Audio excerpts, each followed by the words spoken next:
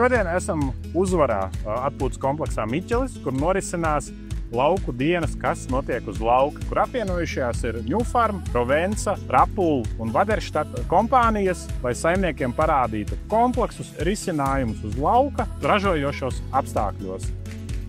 Zintra, arī tu šodien šeit esi ieradusies. Kādi ir tie iemesli, kāpēc tu šeit šodien esi?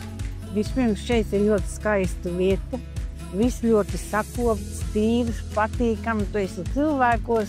Visi jauki, visi smaidīgi. Nav norūpējušies tādi aiziet uz rapsu lauku. Redz, ka tiešām raps ļoti skaists šogad ir un sakopts.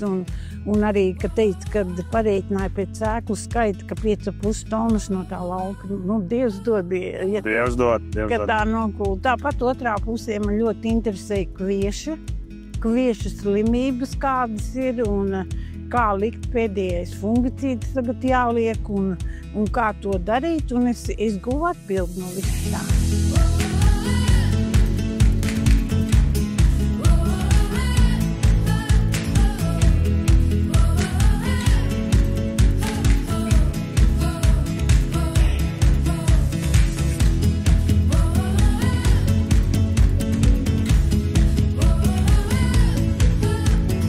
Tas darbs vai kāds, bet viņš ir ļoti, varbūt sākumā liekas tā, bet ļoti patīcīgs. Tu redzi savus augļus un, kad tu ej pa lauku, tu redzi, kā aug. Nu, tas ir neatsverams.